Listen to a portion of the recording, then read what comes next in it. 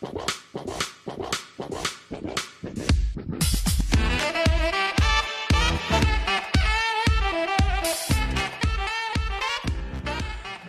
vous venez d'être licencié et vous vous demandez ce que vous devez faire, comment obtenir votre solde de tout compte et quand est-ce que vous pouvez le contester.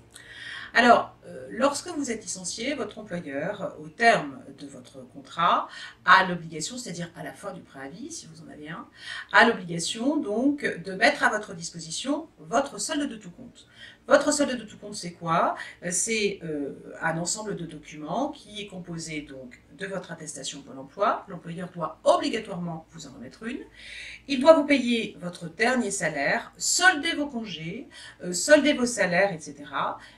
Au moyen d'un bulletin de salaire, vous payez éventuellement votre indemnité de licenciement et puis il doit naturellement donc vous remettre un chèque afférent à ce paiement. Et il doit vous remettre un certificat de travail qui prévoit donc votre date d'entrée dans l'entreprise, votre date de sortie et les fonctions que vous aurez exercées.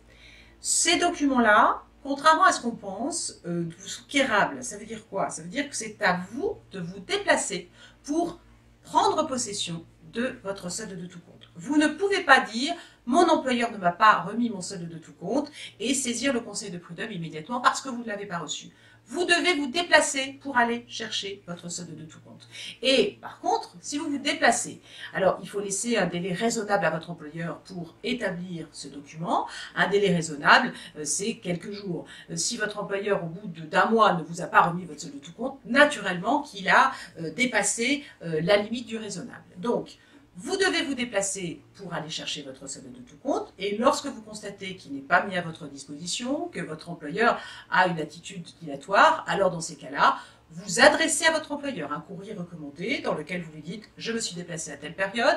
Mon solde de tout compte n'était pas disponible. Je vous remercie donc de me l'adresser par courrier recommandé et vous avez 8 jours ou 3 jours ou 2 jours pour me l'adresser par courrier recommandé. À défaut, je saisirai le conseil de prud'homme.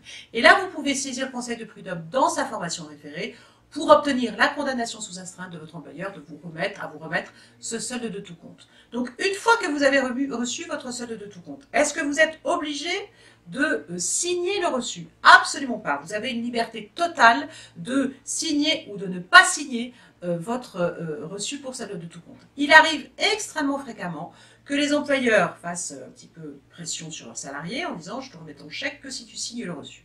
Que faire face à ça? Eh bien, c'est tout à fait simple. Soit vous signez le document et vous marquez dessus « sous réserve de tous mes droits ». Ça veut dire que vous n'avez pas accepté le solde de tout compte, il n'a pas valeur libératoire. Soit alors vous signez le document et immédiatement dans la foulée, vous adressez un courrier recommandé à votre employeur pour indiquer que vous contestez l'intégralité de votre solde de tout compte. Donc, si vous l'avez signé, ça n'est pas grave, vous pouvez le contester.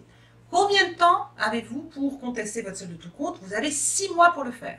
Et si vous ne le faites pas dans le délai de 6 mois au moyen d'un courrier recommandé avec accusé de réception, si vous ne le faites pas, eh bien, vous êtes considéré comme être d'accord sur les seules sommes qui sont versées dans le solde de tout compte. Donc, si on vous a versé votre indemnité de licenciement, eh bien, si ensuite vous contestez le montant de cette indemnité, vous seriez embêté, vous ne pourriez pas le faire si vous ne l'avez pas fait dans un délai de 6 mois.